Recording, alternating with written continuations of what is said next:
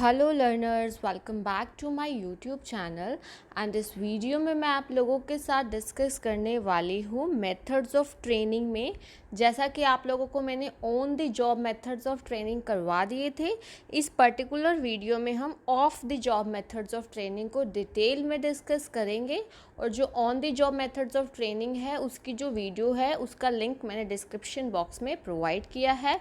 Very important topic for BCom, MCom, NTA, UGC, NET commerce and PGT commerce. ठीक है, बहुत useful topic है। और इसके जो आपका ऑन द जॉब है वो भी आपने ज़रूर देखना है, क्योंकि इनसे रिलेटेड आपसे क्वेश्चन पूछे जाते हैं। ओके, तो हम स्टार्ट करते हैं। और अगर अभी तक आप लोगों ने इस यूट्यूब चैनल को सब्सक्राइब नहीं किया है देन यू कैन सब्सक्राइब और बेल आइकन को प्रेस कर सकते हो, ताकि आपको मेरे अपकमिंग वीडियोस की टाइमली नोटिफिकेशन मिल सके। सो हम स्टार्ट करते हैं of the job methods of training को। सबसे पहले आप लोगों को ट्रेनिंग का मीनिंग पता होना चाहिए, जो कि मैंने आपको पहले भी बताया था बी फ्लिपो के according. Training is the act of increasing the knowledge and skill of an employee for doing a particular job. आपको बताया था स्पेसिफिक जॉब करने के लिए जब हमारा मोटिव क्या होता है, उनकी नॉलेज और उनकी स्किल को बढ़ाना, तो उसे हम लोग क्या कहते हैं, ट्रेनिंग बोलते हैं। ठीक है, स्पेसिफिक जॉब के लिए ये वर्ड आप लोगों ने ध्यान रखना है। ठीक है, तो अब आप हम करते हैं ऑफ द जॉब मेथड्स कौन कौन से हैं। देखिए, आपको बताया था ऑन द जॉब ट्रेनिंग में क्या होता है कि लर्निंग वाइल डूइंग। ठीक है, यहाँ पे क्या करते हैं, ऑन द जॉब में लर्निंग वाइल डूइंग का कॉन्सेप्ट था कि वो काम जॉब भी कर रहे हैं, साथ के साथ वो सीख भी रहे हैं।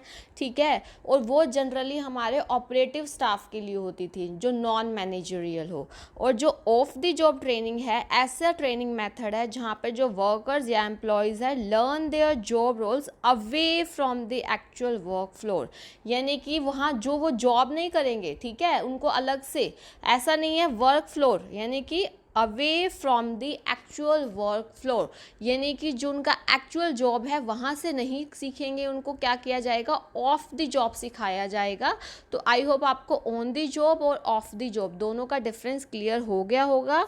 इन off the job training the trainees are away from the work environment. ठीक है, अब वो वर्क एनवायरनमेंट से तो दूर होते हैं, इसीलिए उनका जो स्ट्रेस है, फ्रस्ट्रेशन है, वो क्या हो जाती है, एलिमिनेट हो जाती है। सो फर्स्ट मेथड है हमारा ऑफ द जॉब का क्लासरूम लेक्चर्स। देखो, इसमें क्या होता है, अगर हम बात करें जो क्लासरूम मेथड और लेक्चर मेथड जो है, ये वेल नोन मेथड है किसको ट्रेन करने के लिए, वाइट कॉलर और मैनेजरियल लेवल एम्प्लॉयज़ को। ठीक है, ये आपको पता होना चाहिए।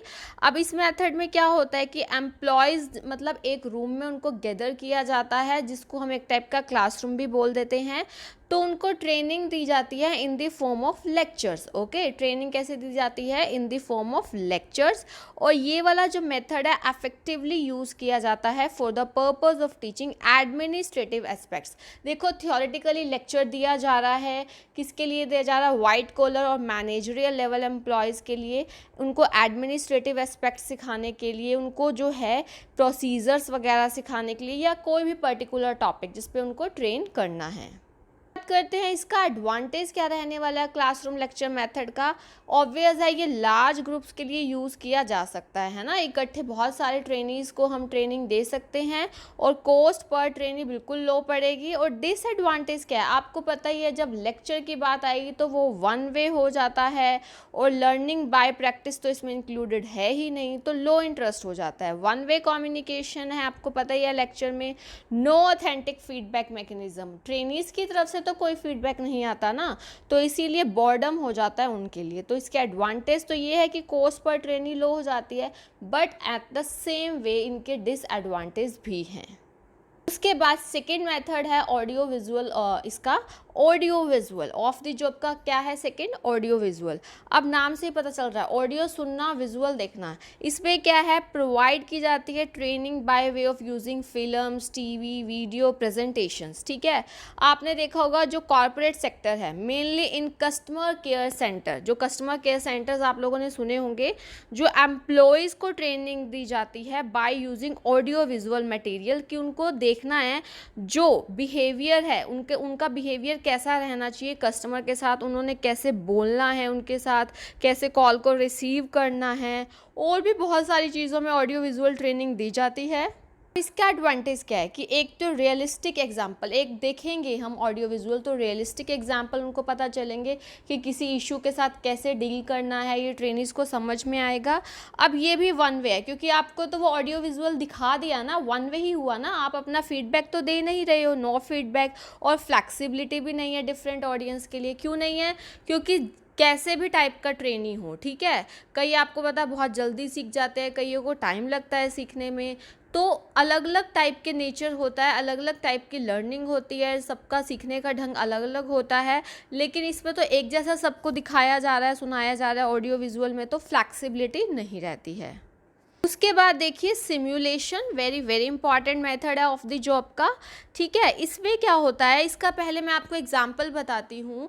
जो बहुत एक्सपेंसिव, जैसे हम कह सकते हैं ना, जो एक्सपेंसिव इक्विपमेंट्स या मशीनरी है, तो उसको चलाने के लिए अब जो रियल एनवायरनमेंट होता है ना, उसी के जैसा सिम्युलेटेड एनवायरनमेंट क्रिएट किया जाता है। जैसे कि अब एरोप्लेन की ट्रेनिंग दी जाती है ना, तो उसमें क्या है, अब सीधा तो एरोप्लेन नहीं पकड़ा देंगे ना, उसी के जैसा एनवायरनमेंट क्रिएट किया जाता है, वो सिखाया जाता है, ठीक है।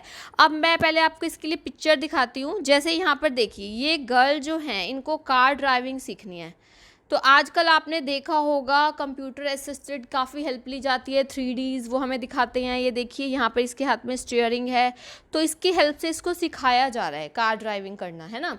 अब क्या होता है कि सेफ़ भी रहता है, कि उससे रियल एनवायरनमेंट जैसा, ऐसा लगेगा कि रियल में ही हम लोग कार चला रहे हैं, ठीक है। तो ऐसा एनवायरनमेंट क्रिएट किया जाता है, क्योंकि ऐसा अगर हम देखो, अगर हम रियल में ही सीधा वो चलाने लग जाएं, होता है ऐसा। अब एरोप्लेन में भी अगर रियल में ही चलाने लग जाएं तो बहुत ज़्यादा नुकसान हो जाएगा, ठीक है। तो यहाँ पे देखिए जो सिमुलेशन मेथड है ट्रेनिंग का, मोस्ट फेमस और काफ़ी इंपॉर्टेंट है among all of the job methods of training. In the simulation training method, trainee will be trained on the specially designed equipment और मशीन। हम ना उनको सिम्युलेटर बोलते हैं, ध्यान रखना, जिस इक्विपमेंट पे सिखाया जाता है उनको, जो उससे रिसेम्बलेंस होती है, जो हमारा रियल होता है, वो सिम्युलेटर्स होते हैं। और ये ध्यान रखना, ये स्पेसिफिकली जो सिम्युलेटर्स होते हैं, जो भी इक्विपमेंट और मशीन्स होती हैं, वो स्पेसिफिकली डिज़ाइन की जाती हैं ट्रेनीज़ को ट्रेन करने के लिए, to make them ready to handle them in the real field, ताकि जब रियल में वो चीज़ करे, इक्विपमेंट्स को यूज़ करे, तो उनको अच्छे से आए। और ये वाला मेथड जो है मोस्टली तभी यूज़ किया जाता है जहाँ एक्सपेंसिव, बहुत ज़्यादा महंगी मशीनरी या इक्विपमेंट रियल में वो पर्सन हैंडल करेगा। आई होप अब आपको सिमुलेशन में कोई भी डाउट नहीं होगा। अब सिमुलेशन और एक आता है वेस्टिब्यूल, अब दोनों में डिफरेंस भी होगा। पहले मैं आपको वेस्टिब्यूल ट्रेनिंग बताती हूँ। देखो, वेस्टिब्यूल ट्रेनिंग और सिमुलेशन, कई लोगों को इसमें सिमिलर सा मतलब लगता है, लेकिन इन दोनों में एक डिफरेंस है। देखो, सिमुलेशन में मैंने आपको बताया कि वैसा ही जैसे हम रियल वो वाला इक्विपमेंट नहीं यूज़ कर रहे हैं, आपको रियल एरोप्लेन तो नहीं पकड़ाया जाता ना, उसके जैसा ही सिम्युलेटर दिया जाता है। तो यहाँ पर वेस्टिब्यूल ट्रेनिंग में आपको जो इक्विपमेंट दिया जाता है वो रियल होता है, जो आप एक्चुअल में यूज़ करने वाले हो, और लेकिन वो आपको एक्चुअल वर्क फ्लोर से, जहाँ आप काम करते हो, मतलब वर्क प्लेस से दूर, समझ आया। यानी कि इक्विपमेंट तो आपका वही होता है रियल वाला इसमें, लेकिन सिमुलेशन में ऐसा नहीं होता था ना, तो यही डिफरेंस है।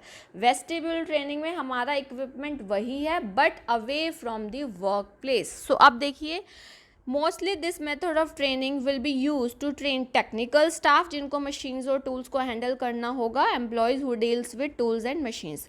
Employees learn their jobs on the equipment they will be using, जो रियल इक्विपमेंट वो यूज़ करेंगे उसी पे उनको ट्रेनिंग दी जाएगी, लेकिन जो ट्रेनिंग कंडक्ट की जाएगी away from the actual work floor, ठीक है। यानी कि वही वाले इक्विपमेंट्स कुछ प्लेस पे लाए जाएंगे, बट वो वर्क प्लेस वाला नहीं होगा, रियल वर्क प्लेस नहीं होगा, लेकिन इक्विपमेंट रियल होगा।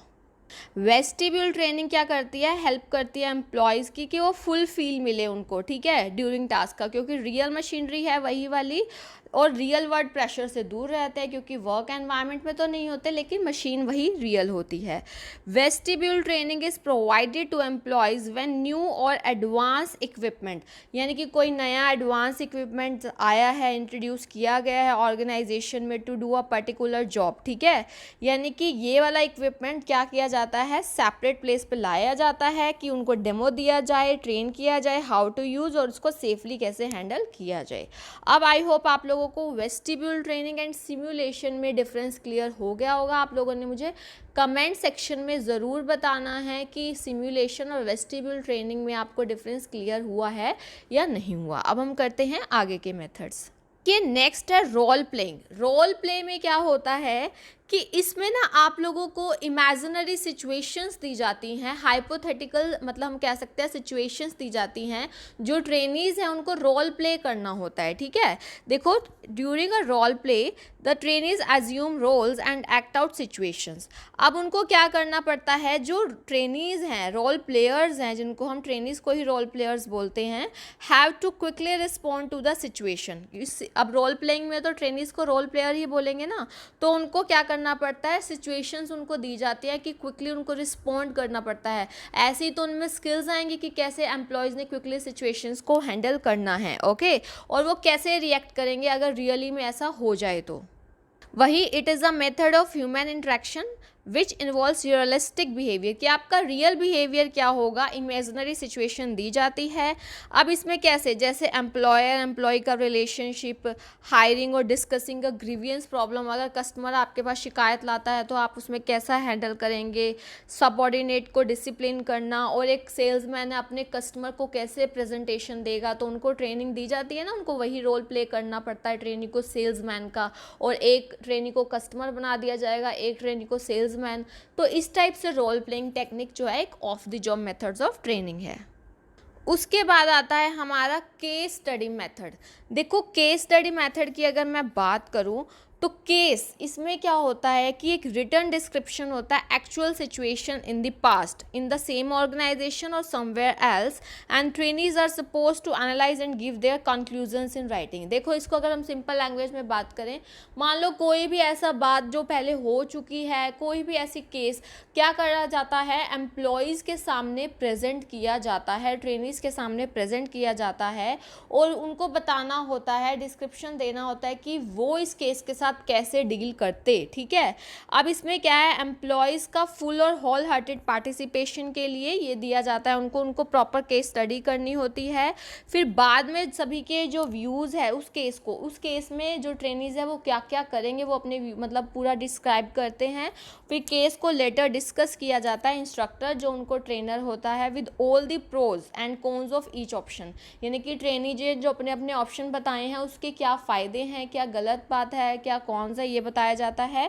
तो इससे क्या है कि उनके अंदर डिसीजन मेकिंग एबिलिटीज़ आती हैं कि कैसे उनको decision. Step programmed instructions. Programmed instruction क्या है कि यहाँ पे जो नॉलेज दी जाती है स्टेप बाय स्टेप दी जाती है ट्रेनीज़ को, ठीक है। प्रोग्राम्ड इंस्ट्रक्शंस में स्टेप बाय स्टेप उनको नॉलेज दी जाती है, यानी कि इसमें क्या होगा, एक तो उनके पास क्या होगा, सीरीज़ की फॉर्म में उनको नॉलेज बताई जाएगी स्टेप बाय स्टेप, और यहाँ तक कि उनकी नॉलेज चेक करने के लिए भी क्या होता है, रिस्पॉन्स मैकेनिज्म भी होता है। देखिए, a step by step series of bits of knowledge, ठीक है, कुछ पार्ट पहले फिर उससे आगे का नेक्स्ट में ऐसे स्टेप बाय स्टेप सिखाया जाता है, और मैकेनिज्म होता है for presenting the series and checking the trainees knowledge, ठीक है। क्वेश्चंस को प्रॉपर सीक्वेंस में पूछा जाता है और बताया भी जाता है कि आपका करेक्ट है या नहीं। तो ये होता है हमारा प्रोग्राम्ड इंस्ट्रक्शन। उसके बाद देखिए मैनेजमेंट गेम्स। देखो, मैनेजमेंट गेम्स जो है ये मैनेजरियल रोल्स के लिए जनरली, देखिए इसमें क्या है, ट्रेनीज़ को फ़न और कॉम्पिटिटिव वे होता है सीखने का। इसमें क्या होता है कि ट्रेनीज़ की टीम्स बना दी जाती हैं और उनको टीम्स को आपस में compete करना होता है। मान लो अगर यहाँ पे एग्जांपल से समझें कि उनको सपोज़ ये देखना है कि कितना हमने एडवर्टाइजिंग पे खर्चा करना है, ठीक है, ये मैनेजमेंट ही डिसाइड करती है ना। तो यहाँ पे क्या है कि टीम्स बना दी जाएंगी, फिर वो डिसीज़न लेंगे, एक दूसरे के डिसीज़न के बारे में उनको नहीं पता होगा, तो एक इंटरेस्टिंग वे है, ट्रेनीज पूरे इन्वॉल्व हो जाते हैं, ठीक है, उनकी प्रॉब्लम सॉल्विंग स्किल्स डेवलप होते हैं क्योंकि प्लानिंग वगैरह उनको करनी पड़ती है, लीडरशिप आती है, टीम वर्क आता है क्योंकि टीम में वो करेंगे, ठीक है, ग्रुप में उनको अपने आप को ऑर्गेनाइज करना पड़ता है, कोलैबोरेशन की सेंस आती है। सो ये एक इंटरेस्टिंग वे है टॉपिक्स को, प्रॉब्लम सॉल्विंग स्किल्स को, प्लानिंग उनकी स्किल्स को डेवलप करने का। उसके बाद आता है इन बास्केट मेथड। इन बास्केट के नाम से इसको आपने याद रखना है। इन बास्केट मतलब यहाँ पर ना उनको मतलब जो भी चीज़ें वो रियल अपनी जॉब में फील करने वाले हैं, जो भी प्रॉब्लम्स उनके आने वाली हैं, जो उनके एरिया से रिलेटेड हैं, वो उनको प्रोवाइड की जाती है। इन बास्केट मतलब उनके लिए रखी जाती हैं वो प्रॉब्लम, ठीक है, और फिर वो कैसे डिसीजन लेंगे। तो द एम्प्लॉयज़ आर गिवन, मान लो उनको ये एग्जाम्पल लिया गया है, उनको इमेजिनरी कंपनी बताई कोई भी, उसकी क्या क्या एक्टिविटीज़ हैं, क्या प्रोडक्ट्स हैं, एचआर एम्प्लॉयड उनका क्या क्या है, ऑल दी डाटा।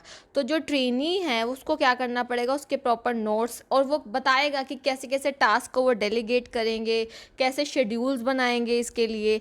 तो इस यानी कि उनको सिचुएशन के हिसाब से जजमेंट करना आ जाता है और डिसीजन मेकिंग स्किल्स। जैसा कि मैंने आपको बताया, जनरली ये वाली कुछ जो हैं of the job methods managerial abilities को डेवलप करने के लिए जनरली ज़्यादा होते हैं, ठीक है, बाकी अलग अलग टाइप का अलग अलग केस पर डिपेंड करता है। उसके बाद देखिए हमारा आता है सेंसिटिविटी ट्रेनिंग। देखो सेंसिटिविटी ट्रेनिंग को हम लोग क्या बोलते हैं, लेबोरेटरी, ध्यान रखना, लेबोरेटरी और टी ग्रुप ट्रेनिंग, ठीक है, टी मतलब ट्रेनिंग ग्रुप।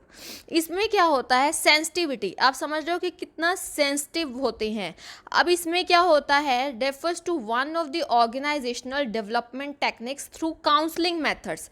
यानी कि जो एम्प्लॉयज़ हैं उनको पता हो, वो सेंसिटिव हो दूसरों के इश्यूज़ के लिए भी, सेल्फ अवेयरनेस भी हो, ठीक है, उनको पता हो। इसमें क्या करते हैं, डिफरेंट जेंडर, कल्चर, एबिलिटीज़ के जो हैं मेंबर्स जो हैं वर्क प्लेस के, वो इकट्ठे लाए जाते हैं ओपन एनवायरनमेंट पे, ताकि वो डिस्कस करें डिफरेंट इश्यूज़ को इंटरेक्टिव वे में।